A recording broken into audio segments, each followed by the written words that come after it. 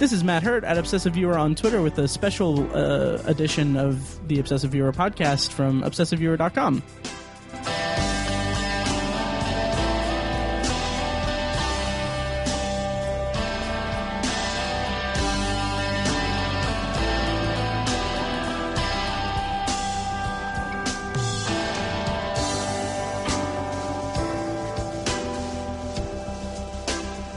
All right, welcome to the Obsessive Viewer. We're a weekly movie and TV podcast that covers a specific topic, be it genre, trope, movie, or show, every episode. You can find back episodes at ovpodcast.com and find the blog at obsessiveviewer.com, and also check out the subreddit at r/obsessiveviewer.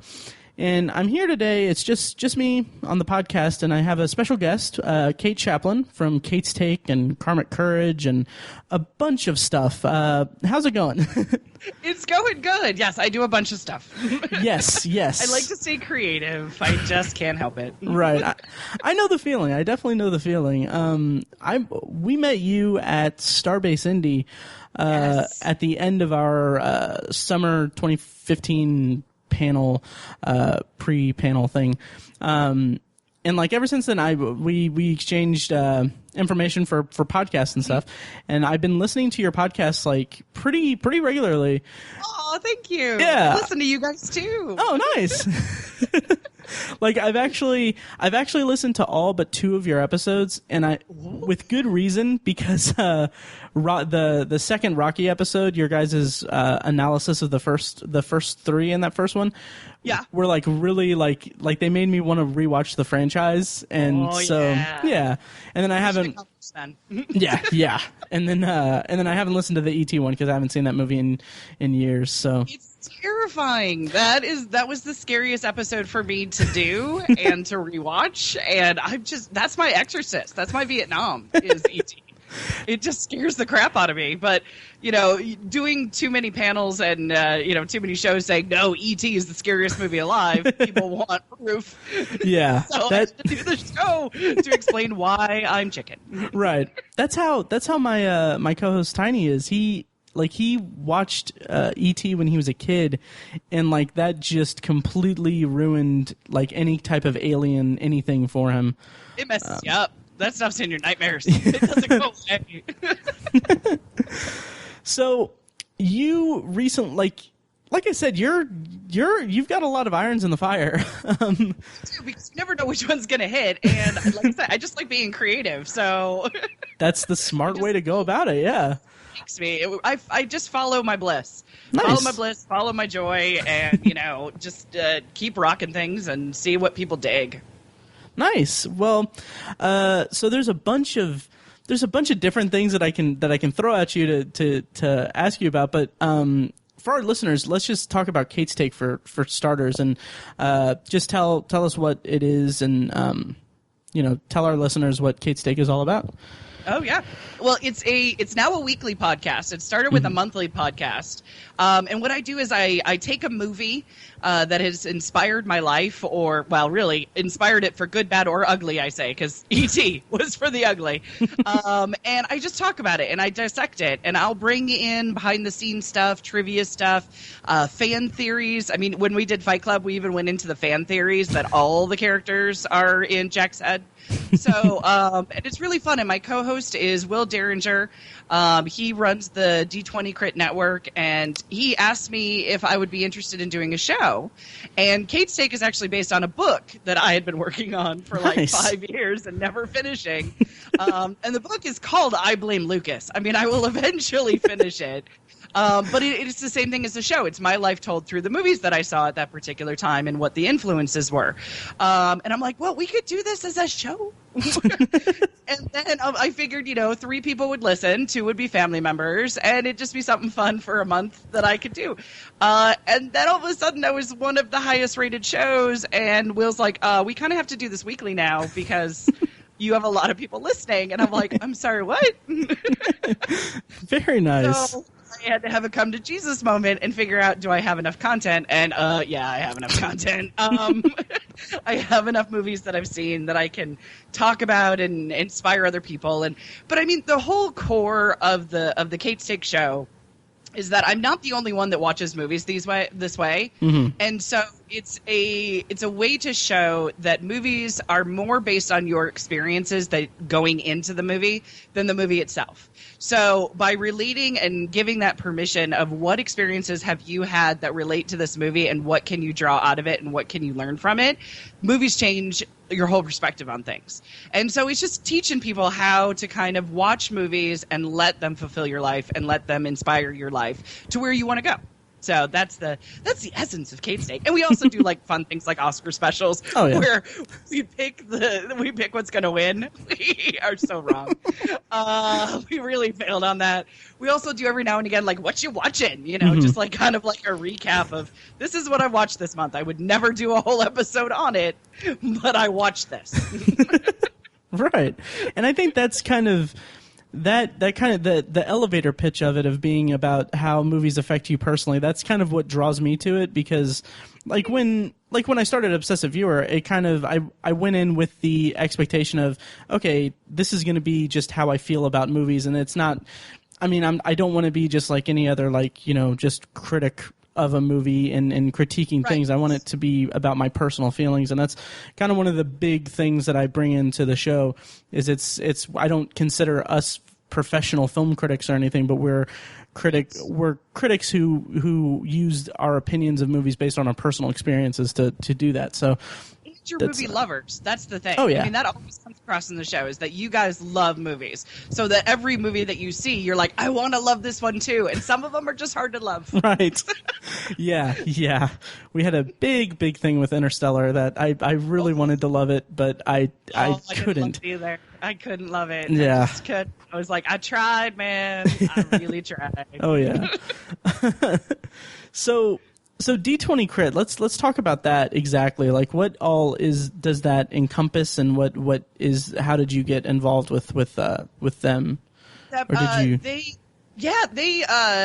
It's such a weird story. It's one of those things that they had a couple of shows. I think they had like 3 different shows. Demoralizing Shout, a bit of Geek and Nerdery was their main staple.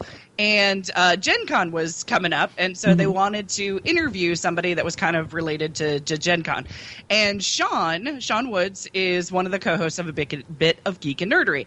Him and I have a mutual friend, Chuck Boudreau, who runs the film festival Film Track. And Chuck said, you got to get a hold of Kate. She'd love to be on a show because I'm talkative.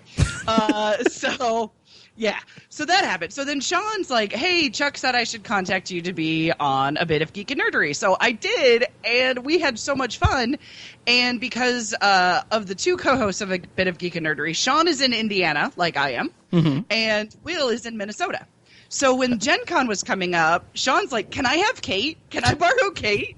So I basically was like the, in-house correspondent with Sean for a bit of Geek and Nerdery, and just having fun with it, of recording interviews and getting all the bits of Geek and Nerdery. So apparently I was like Kate Steak was the 3rd or 4th show on the network, which I didn't realize at the time, because they were talking about a lot of shows. Now there is over 20 different podcasts on the D20 Crit network. Everything from Heroes of the Storm, World of Warcraft, hardcore gaming related, to they have like Geek or Die, Kate Steak, which is about movies. They have articles. I mean, it's anything you geek out about. It's really kind of neat, and it just exploded this year. So very cool. Nice. Well, congratulations on getting involved with that and starting Kate Steak and everything. Total accident. Just right play. Like, I answered an email. I mean, really, not a lot of conniving on my part or anything like that. I was like, sure. Sure. But you also are a filmmaker. That's kind of your main job. Yeah, exactly. And you just wrapped filming Wig'd Out. Is that correct? Yeah, Wig'd Out, a teen feature film. We wrapped, is it 2 weeks now? It might be 3 weeks. I don't know. I'm still not done the rest of it. But we did a 15-day shoot, mostly in Noblesville, Indiana. And it's a great movie. It was one of those things where the day we wrapped, I was exhausted, but yet I still had energy. It was really actually quite nice, actually, because I had one day off, and then I had 4 days of Gen Con to do. Oh, wow. It was a tough turnaround, but we finished the movie, and I was just really proud of it.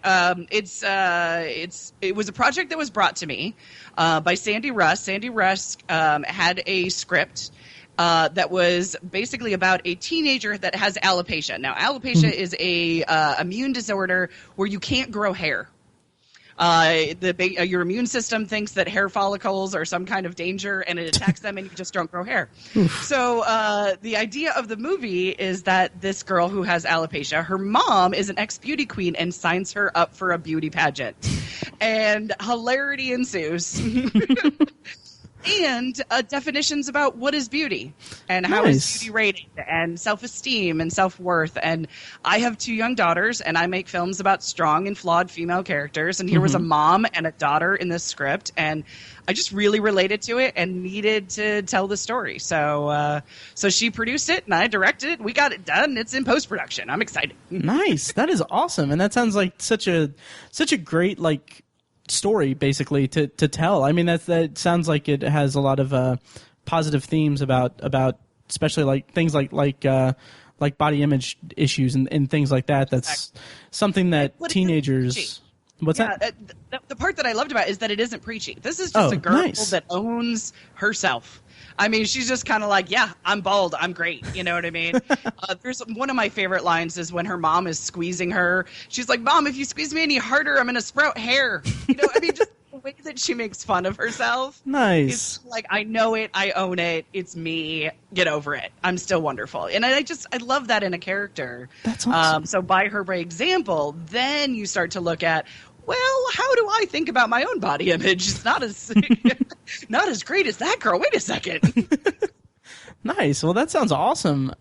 So what exactly is the next step with that? Is it's in post-production? I'm sure you're going to be editing it and everything. When it's done, are you going to like take it to festivals or something like that? Totally. Yeah, right now it is it's being edited. The rough cut is being put together by Bobby Daly, who is also the cinematographer in the movie. Nice. He was already like, at the end of the day, he was checking the footage and he was already starting to do a rough assembly of it. And I'm like, Bobby, do you want to edit? Do you want to? He's like, yeah. Oh, that's fantastic. Bob's editing it now. It takes about 6 to 8 weeks to do a rough cut, basically. Then it comes back to me, and then I look at it, and then we tweak it, and then it goes off to sound and picture and color and title graphics, and it takes a while. So it takes like 6 to 9 months to go through all the different post-production processes. After that, film festivals, VOD, trying to get traditional distribution is a possibility. But, my producer, Sandy, she has a lot of ties with the alopecia community. And that is, our first go-to is the people who are struggling with this and have never seen themselves in a movie before. That's awesome. So that's why it's kind of like, well, you know what? Staying independent might be awesome. But at the same time, we would love to get it out into theaters and more film festivals and, in all the bid box stores and all that kind of good stuff. But we're going to do what's right for the film, basically. We're going to see what our options are, but we're getting it out there to the people, let me tell you. Very cool. That's awesome. That's something that seems like it would be kind of an added stress to the filmmaking process is getting it seen, basically. It's the hardest part. And it's the same thing with writing, too. It's getting people to either read your book that you wrote or getting people to watch the movie that you made. Or if you're a podcaster, get them to listen to the show that you recorded. Oh, yeah. Why is it the hardest part? It really is, but that's the nature of it. Yeah. Well, that's cool. I'm really excited to eventually see it because it sounds like a great movie. And you have a vast career of filmmaking. Oh yeah, Wig'd Out is my 18th movie. Nice, wow. So I've been hitting this since 2005 is when I actually kind of like kicked myself in the butt and said, "Hey, stop talking about making movies and start making them." So shorts, music videos, commercials, and films. Yeah, 18. Jeez, that's I applaud you for that. That's really impressive. I like doing it, and it's one of those things where it's like, a filmmaker makes films, so keep making them. I'm not Terrence Malick. I don't make one every 5, 10, 15 years. Yeah. I have that luxury. So I gotta make the ones that I can make. And a lot of them were like made for no money, $200, you know, use the resources that we had and we just made something. So cool. I'm proud of every single one of them. I learned something from every single one of them. The more you do, the better you get at it. So that was my idea of make as many projects as I can to learn something. Mm-hmm. Right. Nice. So what was the impetus that got you to jump into it and do it? What was like the final push that made you think, stop talking about it and just do it? It was the birth of my my first daughter. Oh, nice. That's what it was. In the hospital room, you know, my dad and my mom came to visit, and my dad's like holding up my baby girl, and he just said, he was like kind of talking to himself, and he said, "I wonder what she'll be." And I didn't like, it was like a knee-jerk reaction. I said, she'll be whatever she wants to be in this world. And then I realized, how am I going to teach her how to be anything she wants in this world if I'm not doing that? If I'm saying I want to be a filmmaker, but yet I'm not doing anything, how could I teach her by example? That was my kick in the pants. That was you know, for no other reason, if I'm going to tell her to fight for her dreams, I have to fight for mine. And be that example. And that's what I've been doing ever since. Nice. I blame them and I love them for that. I have 2 daughters. It's the same thing. It's like, you know, oh, why are you gone making a movie? Because I love it and I've always wanted to do this, and I'll be back and I will help you fight for your dream, whatever that is. That is a great, like, that's a great reason. That's as good a reason as any to just jump into it and do it. And it's too. That's the thing. You know what I mean? I've always wanted to make a movie before I was, you know, enter age here. Yeah, you pass that age eventually. But, you know, doing it for your kids, though, to have those little eyeballs watching you, it's a very strong motivation because they will catch me on it, too. Mommy, you haven't made a movie in a while. While you've been working on writing, you should make a movie. I'm telling you, it's good and it's bad. They definitely have. You have your own. They keep you on track with it. It sounds like it. They're beautiful terrorists. Nice. I adore them. That's awesome.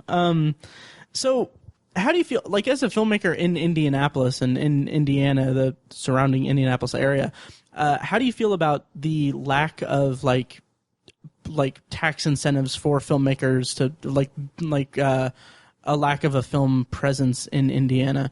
Because I know that's kind of a big thing right now, is that Indiana has no, the surrounding area is getting these tax breaks for filmmakers to shoot films in Indiana, and we are just left in the dust. How do you feel about that? We don't have one anymore. Well, it's one of those things. I've been on both sides of it because I've worked in states that have them. But here's my thing. It doesn't affect me. The movies that I make are nowhere near to the limits, because you have to make a certain amount. Your movie that you make to get the tax incentive needs to be a certain dollar amount, and each state is different. That's why I'm not mentioning a dollar amount, because Indiana, A, doesn't have a tax incentive, and B, different states are different. So sometimes you have to spend $50,000 on a short film to get a tax initiative. Why would I do that? Right. Why would I do that? Sometimes you have to spend $250,000 on a feature film to get a tax. Why would I do that? So that's why it doesn't affect me in that sense of fighting for the tax initiative. Now, who it does help, though, is those who do freelance. So if you are a cinematographer, if you are an actor, if you are a grip, then it brings jobs to the state, so you can stay in the state that you live and work on freelance projects. I don't really freelance anymore. I'm too busy making my own material, the stuff that I really want to see and get it out into the world.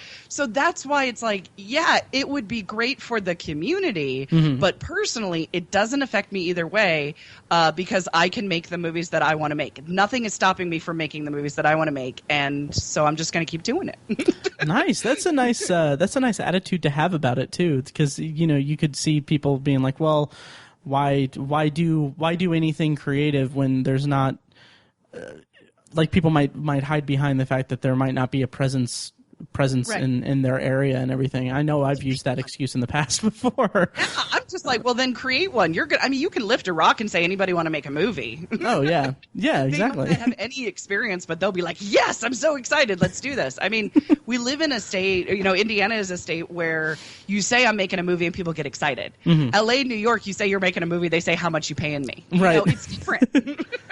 Enjoy it. It's great. Yeah. Have you gone to I've talked about this on the podcast before, but the last what was it 2 weeks ago?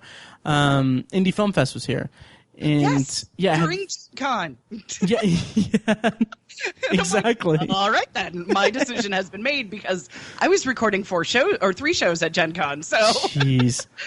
Yeah, so I missed it. I have shown at Indie Film Fest. Nice. I love Indie Film Fest, and I just didn't have a film particularly this year to submit it and to get it in. Ezekiel's Landing, I don't think was done in time for the submission date to then be shown a couple weeks ago.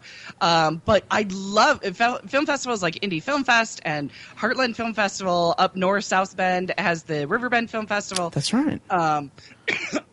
I love film festivals, and I love the filmmakers that it brings into town and the programs that they show. I just couldn't go this year.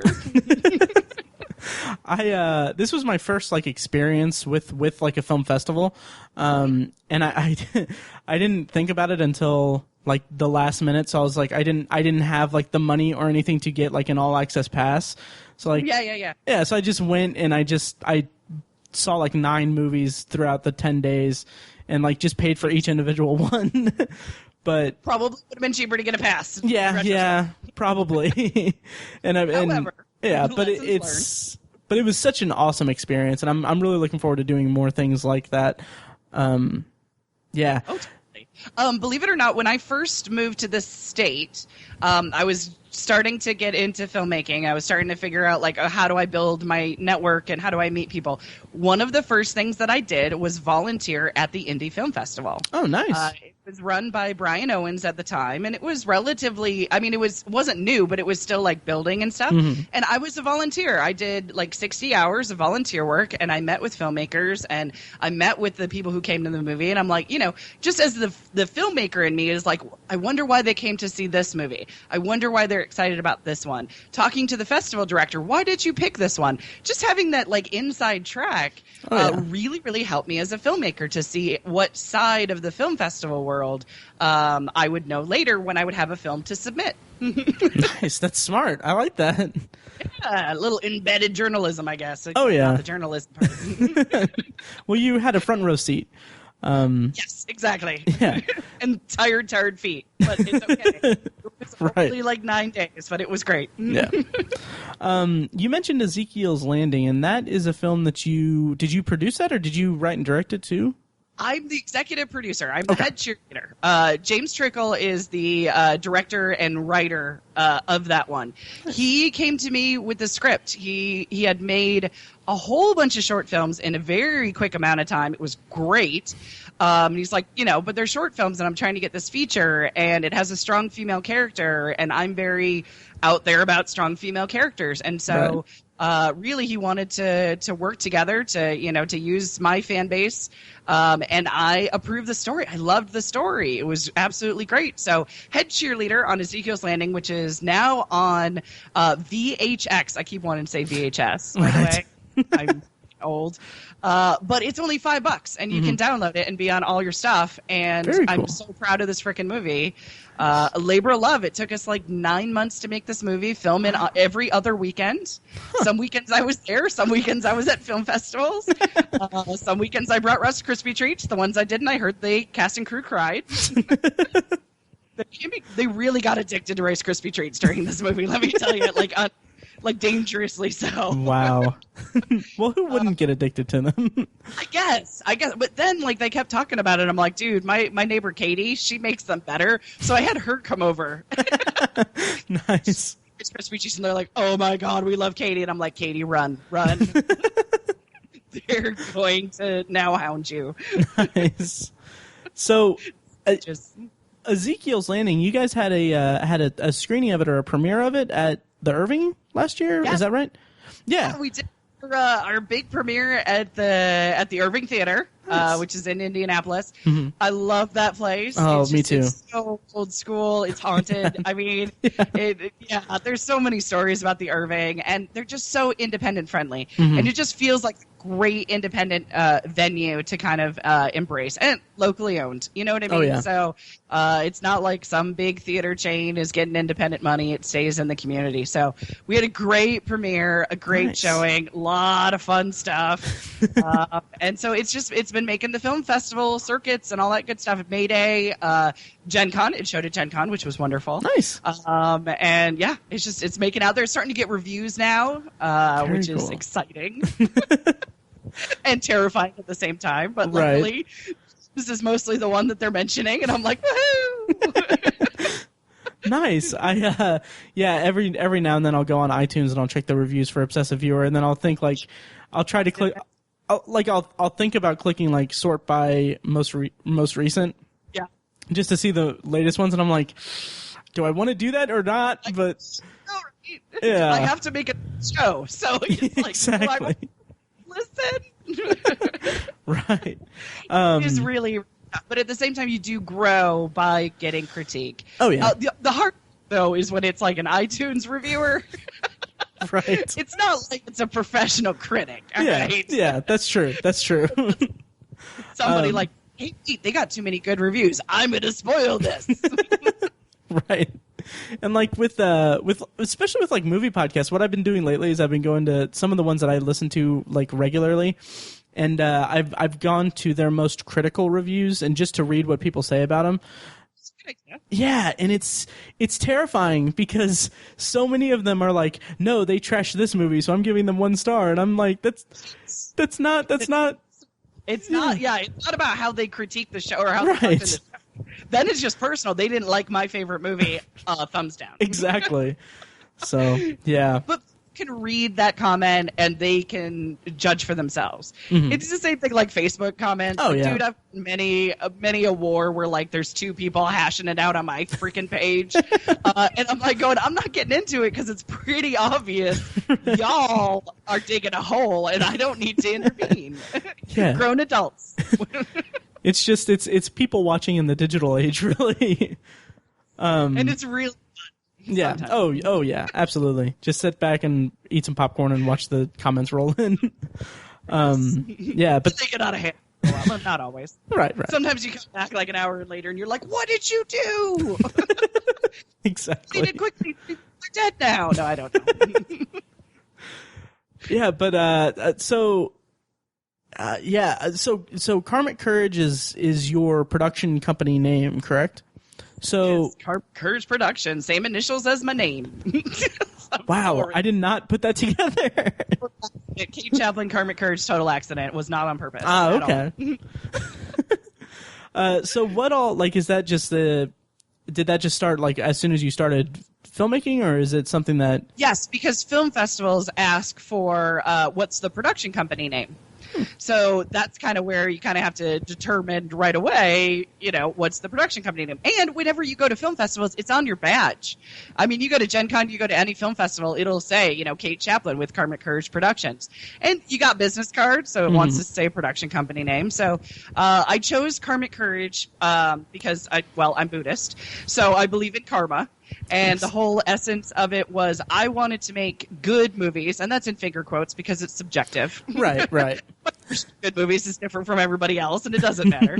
But whatever I deem as a good movie, to put those out into the universe so that more good movies come into my life. Nice. That was the idea. And then just to have the courage to do that. To say, hey, this movie is something that I would watch, that I would enjoy, and I'm going to put it out there into the world and have the courage to do that. So, hence, that's the name of Karmic Courage. And apparently, I have some kind of accent. People think I say Kermit. That is even better. Karmic Courage. Karmic Courage. I like that. It's a trademarked violation of some kind. But... well, I'm sure. I haven't thought that when I've heard it, but from now on, I will hear that when I hear you say that. So as far as movies coming your way, good movies coming your way, what is on the docket for Kate's Take in the coming weeks?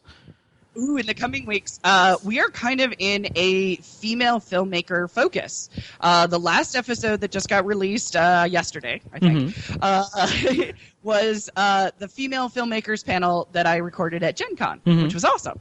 We're going to follow that up with Whale Rider and A League of Their Own. These are two films that really, like, A League of Their Own, it was Penny Marshall. And it was the first time I really saw interviews with a female director promoting her movie.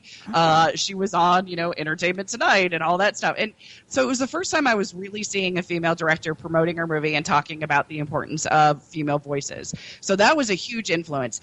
And then Whale Rider I saw when I didn't know if I could be a filmmaker or not. I was kind of giving up. I had lived in LA. And I was ready to just kind of like, oh, forget it. It's a dream. Who cares? I'm going to just do something else. I'll get a 9-to-5 at McDonald's. I don't care. I saw Whale Rider, and that really kicked myself. It kind of like planted that seed of, well, don't tell me I can't. Because I was told you can't, you shouldn't quite a bit growing up. The filmmaking thing. So Whale Rider really kind of spoke to me. So those are the two that are coming up this month. But we're going to do a theme on books. So we're going to do like To Kill a Mockingbird, Field of Dreams. So we've got those coming up. We've got, oh my gosh, we've also got Star Wars coming up.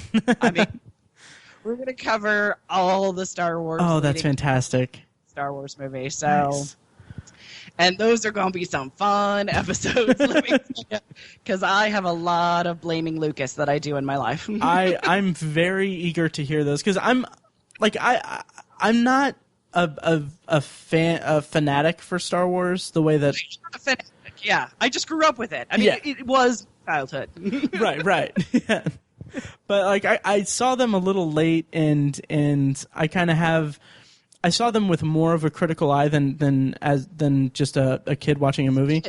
Right, yeah, and it was kind of like, I've been trying real hard to get into them, but I mean, a couple of them are not that good. A few of them. True story. Yeah, but that's why when people are like, "Oh, George Lucas is the best storyteller of our time," I'm like, "Hold on, pump the brakes there." Really good was written by Lawrence Kasdan. All right, so the other one was Irving Kushner. So let's just give credit where credit's due. Right. I will say though that A New Hope is like one of the best paced movies I've ever seen. Really, it's slow though. It's 70s slow. Like, it is a good 30 minutes before we meet Luke Skywalker. That's insane. I guess that's true. Like, who's your hero? Luke Skywalker. When do I see him? Wait a half hour. I mean, like, you don't get to do that anymore. That's interesting. I've always kind of just seen it as, I've never really noticed that. I just feel like it flows, like, just really, the way it's structured is just really, it just flies by. I've never really connected that. 70s storytelling. I do want to mention, by the way, the Kate's Take episode, the Avengers in Reverse. That was really awesome, because and I feel like the kind of the description of Kate's Take being about you, how movies personally affect you and everything, that's great, that's accurate and everything, but also one of the things that I get out of it a lot as well is how you incorporate your storytelling and your filmmaking like mind to the movies, and the Avengers in Reverse was a good deconstruction of that. Like, I loved hearing it being deconstructed story wise. I thought that was a really clever way to look at a film, and I really liked it. We were doing Marvel month because I wanted to cover Captain America. Right. Really, that was my way of doing it. I'm like, I just want to talk about Cap. Also, it was Marvel month, but it was one of those things where it's like, all right, if we're doing Marvel month, we probably should talk about Avengers. Now, Avengers did not change my life. It was fun. I had a good time in the theater. End of story. Not much to cover. So it was one of those things where, like, I want to cover Avengers, and I would get into, at conventions, these theories where people would say, oh, well, the Avengers is about Iron Man, the Avengers is about Cap, and I'm like, hold on, check out the end of the movie. The end of the movie says that it's about Nick Fury assembling a team of Avengers. The movie's all about Nick Fury. And they're like, no. And I'm like, damn it. So, like, I had to, like, prove this theory kind of to the void, really.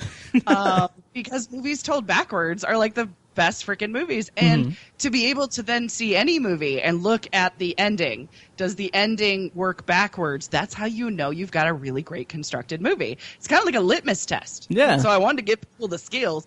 And whenever you do that, you have to do it in a movie that almost everybody's seen. Right. Otherwise it doesn't work. Yeah. Like the first example I was taught of the backward storytelling was Training Day. Oh. I had never seen Training Day when I was told this theory. So I'm like going, what? I don't know these characters. I had later seen Training Day, so it made sense.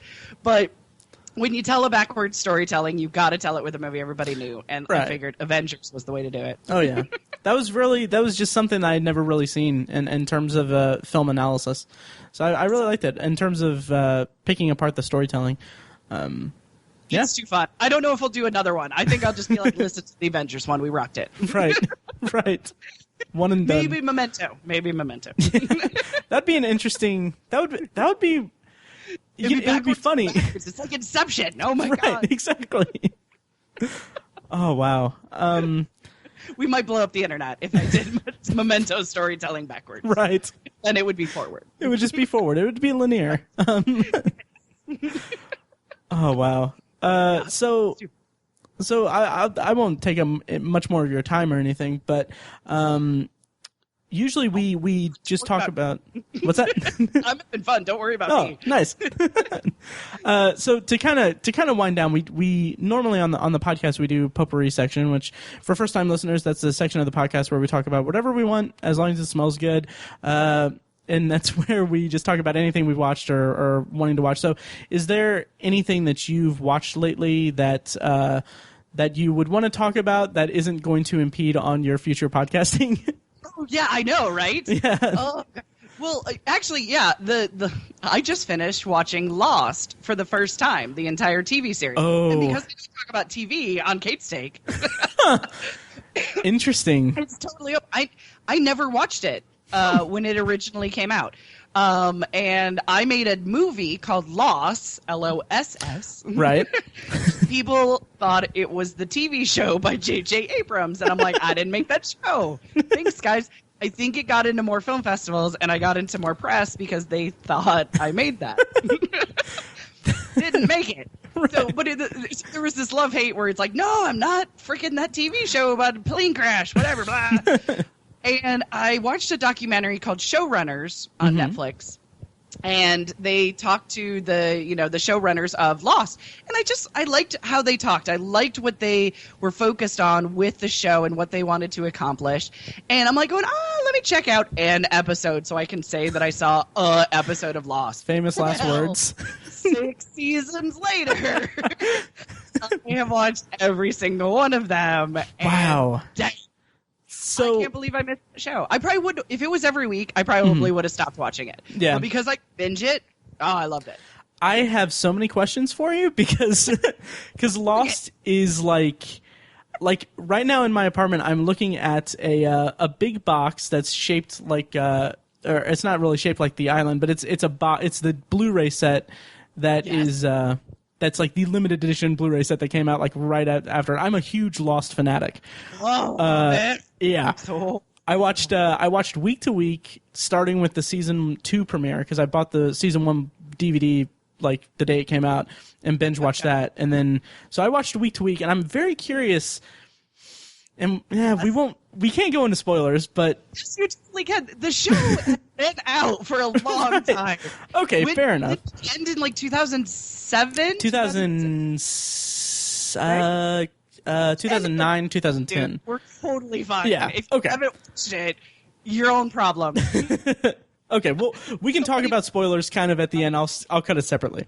But how did you feel about the show overall when watching it in that kind of bubble of binge watching? And did you go into it with any kind of expectations or any knowledge of the plot or characters?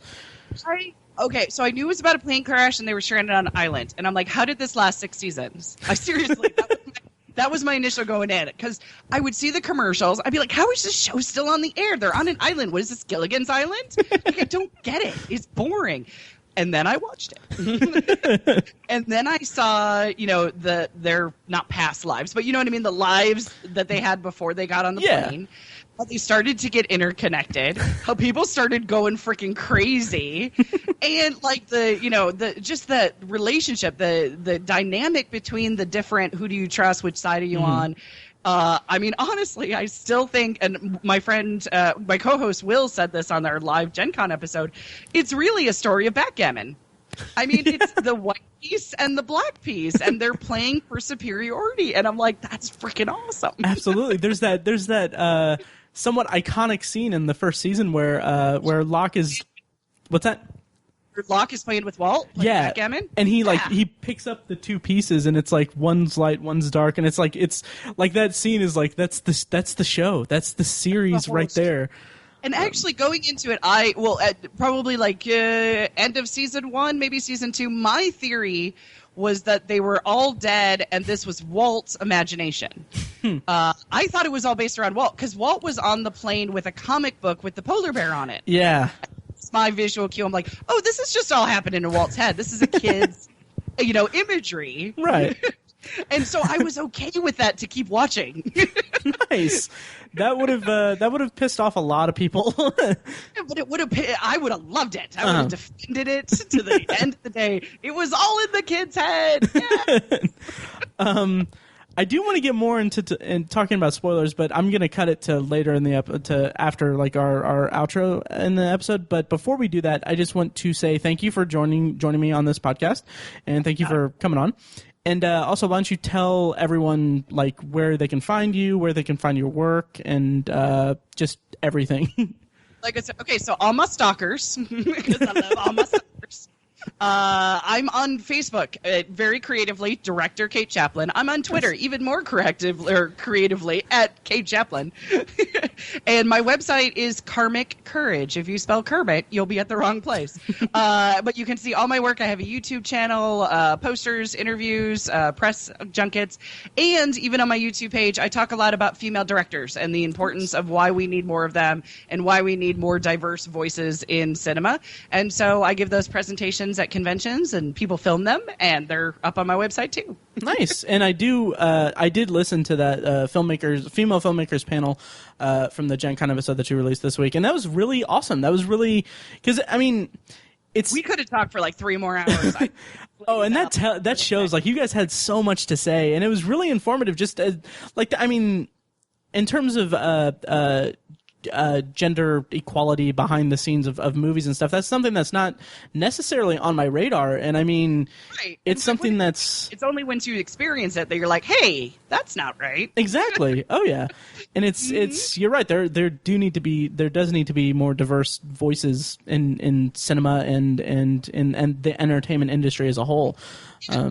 So everybody wants to be able to see themselves on screen in some way, shape, or form, and that doesn't mean they all want to become actors. Right. It just means my daughters were obsessed with Frozen because they saw 2 sisters that sometimes got along and sometimes didn't. They saw themselves, and that's the thing. You know what I mean? It's just being able to see yourself in a movie is so empowering, and you feel validated and you feel like you exist. And so that's why it's important to see diversity in all all aspects of society in entertainment, so we can see ourselves and feel like we exist.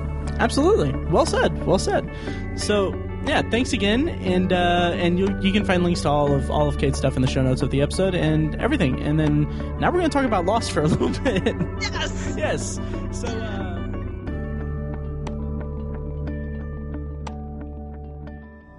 join the Obsessive Viewer podcast on October 16th, 2015 at the Irving Theater in Indianapolis for The Obsessive Viewer Presents Shocktober in Irvington Part 2. It's a one-night event screening of short horror films from local artists J.P. Leck and Synapshot Productions. There will be giveaways, raffles, interviews with the filmmakers, and so much more. All proceeds will go directly to the Irvington Historical Society. Go to shocktoberinirvington.com for more details. And prepare to be shocked. Thank you for listening to The Obsessive Viewer, presented by ObsessiveViewer.com. You can find more of our episodes at ovpodcast.com, and you can subscribe to the show on iTunes, Stitcher, or your preferred podcast app. The Obsessive Viewer's theme song is An Eclipse of Events and is provided by Loudlike from their EP Mistakes We Must Make. You can find that and more great music from them on iTunes and like their Facebook page at facebook.com/loudlikemusic. Any and all feedback on the podcast is encouraged. You can email the hosts individually at Matt, Tiny, or Mike at obsessiveviewer.com or send an email to the podcast in general at podcast@obsessiveviewer.com.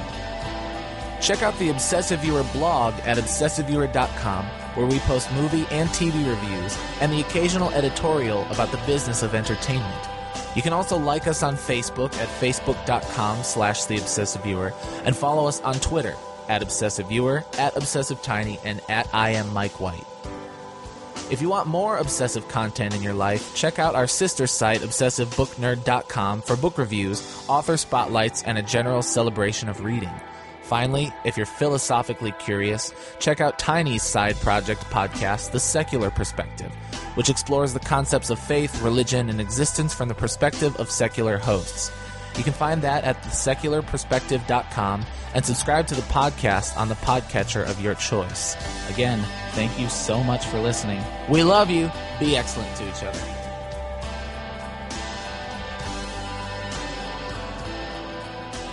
Now we're going to talk about Lost for a little bit. Yes! Yes. So, so just spoiler warning, everyone. We're going to spoil Lost. So if you haven't watched Lost yet, turn off now. Exactly. Yeah. Watch it as soon as you can. Should have watched it and then come back to this episode. Exactly. So it take you like a month and a half. Trust me. Yeah. So, okay, I have several questions to fire at you. Okay. Ready. Walt was definitely a central figure in the first season. Right. How did you feel about them just dropping him? Because, I mean, he had a growth spurt. Like, he couldn't... I know, right? Yeah. That's why I dropped him, because he didn't look the same. And I'm like, kids get older. Right. I don't care. Like, even when they still showed him, I'm like, yes, he got older. His voice changed. I'm good with it. Yeah. Keep the character in. I loved that story. And then Mercutio. Sorry, I will always call him Mercutio. I can't remember his... Harold Perrineau? Yes, thank you. Mercutio was in Romeo and Juliet, the Leonardo DiCaprio version, when I first saw him, and I'm like, I love this actor, and he has been Mercutio ever since. Oh, he's fantastic. He's brilliant in everything.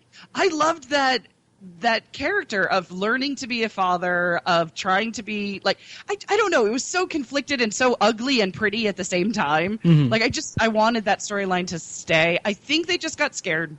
Yeah, I think so too. And it's tough that they couldn't see how map it out to where I don't know, because I mean I think the first season takes place over 44 days on the island, and then it's a year of filming and everything. I mean, they couldn't really reconcile that with the kid growing up, but yeah, it's fine with the baby. Yeah. Right. The baby did change a couple of times, but I mean, but still, it was okay with the baby. Right. So, what was your experience watching the season 3 finale when they when they all blend together? Right. when they reveal that there's the season finale, season 3 is a whole other freaking place on the island. Wait, what? When there's a whole nother island or village on the island? No. I'm jumping ahead a bit, but season 3's finale is where the whole episode is from Jack's flashbacks and everything, and he goes to the coffin, and by the end of it you realize these are actually flash forwards, and he meets Kate at the airport, and it's the How did you react to that? Because I was totally cool with it. Yeah, did it surprise you? Because next episode, let's do this. Yeah. See, and I envy you with that, because we had to wait wait several months. Like when I first saw that episode, I was like, I was so disconnected with what was going on with Jack, and then when that final moment happened, it was just like my mind just exploded, and then I had to wait months before I saw anything more. I didn't have to. I had to wait a total of 30 seconds. Oh, I'm so jealous.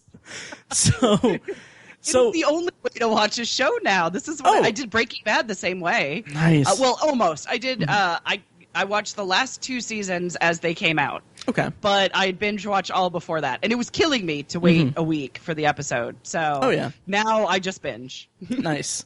Nice. I mean, you're right. That is just the way to do it these days. It's because it's hard. Like I just finished season 2 of True Detective, where I watched it week by week. I haven't seen that one yet. Okay. I've been told it's fantastic. Season 2 is not season 1. Season 1 was phenomenal. It's different. Yeah. Yeah. Well, yeah. And season 1 was just amazing, but season 2 is just kind of. I feel like if I revisit it later, I will get more appreciative of it, and there was expecting it to be something else. Yeah. That's tough. Yeah, but with Lost,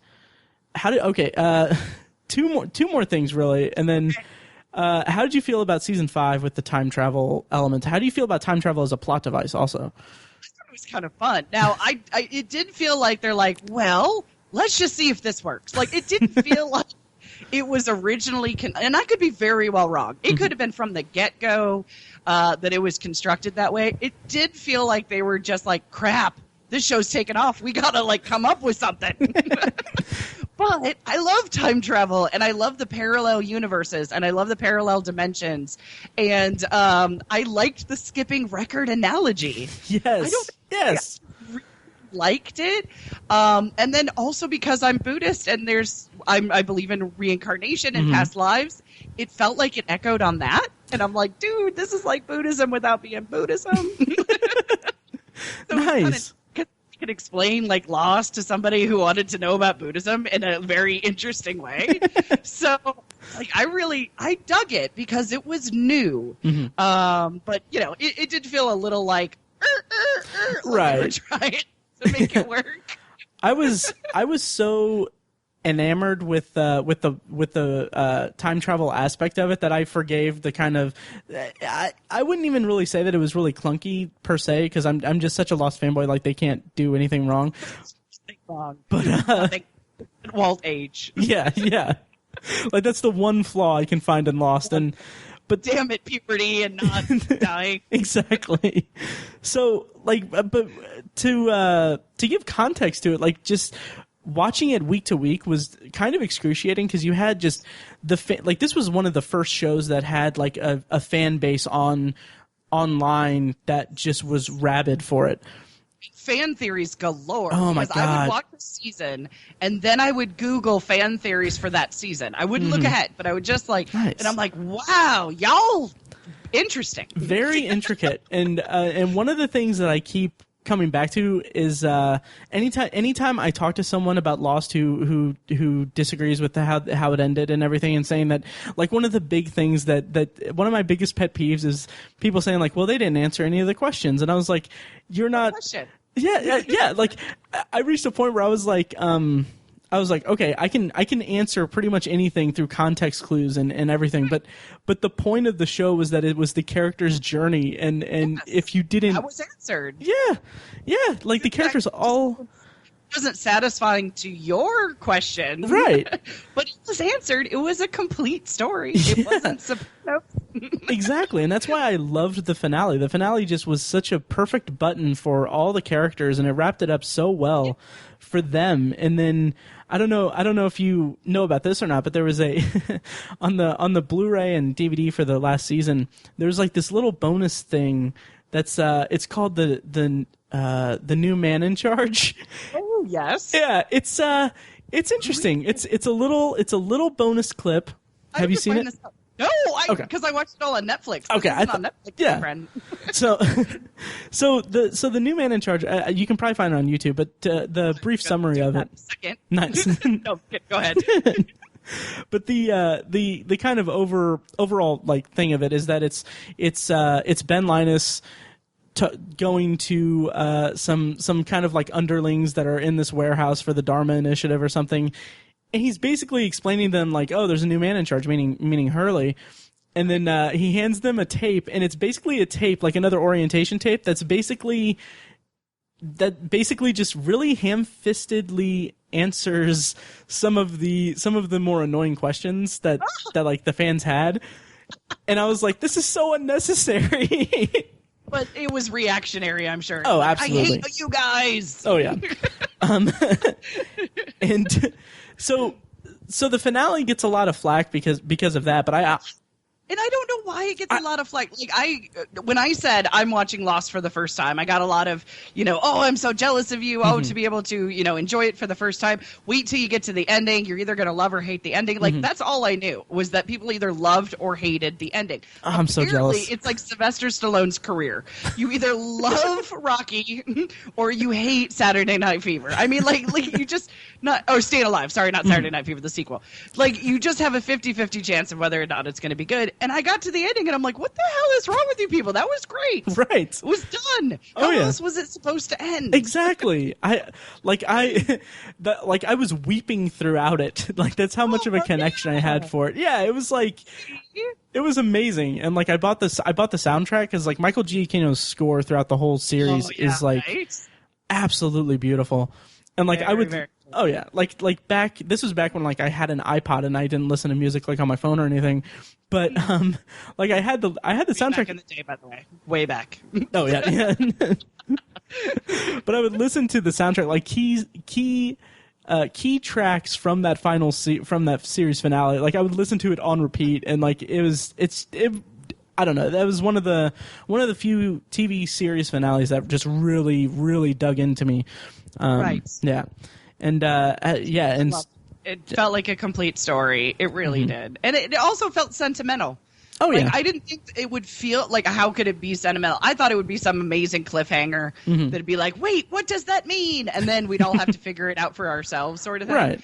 No, I thought it was very satisfying ending for me. I dug it. I had all my questions answered. Very nice. That's awesome. I love hearing that because I want people to watch it like from like now and have that experience without the kind of stigma, I guess, of like people screaming about it on the internet in real time. Exactly. Yeah. And And I mean, people were doing that about Breaking Bad as oh well. yeah. So, yeah. The part that blew my mind with Lost, I was in. I can't remember what season it was. You'll probably know. Oh yeah. But I was getting a little bit exhausted. I'm like going, okay, it feels like it's getting a little stagnant. And then it was the Ben Linus, and there's a whole nother freaking town on the next island next door. And I went, what?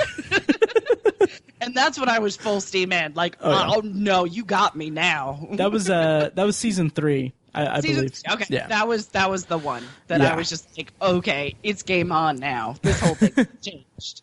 Nice. That was amazing. Oh yeah. Yeah, that show, and what's fun about it and what's really interesting about it is if you go back and just like watch just the pilot episode again, like you can see, you can go back and you can see just like with the finale and everything fresh in your mind, you can see just how much these characters grew throughout the course of the series. It's amazing. Like seeing, like I went back and revisited the pilot like a few months after the finale, probably, or a few months after rewatching the finale for the upteenth time, and just seeing Sawyer as the as the evil kind of redneck antagonist of the first season. I have to tell you, I wanted Sawyer to die like every single episode. I'm like, kill Sawyer! Sawyer, just die! Just die! I was on the team kill Sawyer bandwagon for the longest time, but he was a guy that you love to hate. Like, he did things for himself. Like, his character was great. It's just I didn't like him. Right. But he grew into someone that you could just genuinely root for and love, like especially in the last couple seasons. I could deal with him. I didn't trust him. Fair enough. But I could deal with him. Yeah. Yeah. Well, I won't eat up any more of your time, but yeah. So I'll go ahead and let you go. We've been talking for about an hour now, so yeah. So thanks again for coming on. This was a blast. Oh, not a problem. Anytime. I was excited to actually be on the show. Nice. Well, I mean, I did the little mini episode for the Oscars thing. Right. Was so fun. Yeah. I loved that. That is such a great idea that you guys do with the Oscars. Yeah. Different podcast in different sections. I thought that was fantastic. Oh, nice. Well, it was awesome having you on, and of course we'll have you on for next year's too. Yeah, it's a lot of fun doing that because we just reach out, like we get just a nice mix of other podcasters on, and it's an interesting way to just kind of because in any case doing an Oscars episode is going to kind of date the episode anyway, but it's an not interesting a playable episode at all. Right. But it's also something that people kind of clamor for their Oscar pools and stuff. So Yes. so yeah. So I'm glad you had fun with that. Podcast and you don't talk about the Oscars, then you don't feel like you're justified. You know what I mean? Oh, exactly. If you do talk about it, you're like going, dude, I could have talked about something that would be timeless. Right. Instead, we're talking about how wrong I am on my picks. Oh, wait, my show. Exactly. I like how Will on my show was just like, well, I just really like this person, so I think they're going to win. And I'm like, I wish that worked, Dorothy. Sadly, that's how I pick most of my Oscar picks anyway. So You know what? You might as well throw a dartboard at it. Oh, yeah. Really, at this point, you never know. right. All right. So once again, you can find Kate all over the internet at Karmic Courage and Kate's Take and anywhere. Links in the show notes, all that stuff. So Steve Chaplin will come up with way too much. Oh yeah. Safe search. All right. Well, thanks for coming on, and I'll talk to you soon. All right. Thank you, Matt. I appreciate it. No problem.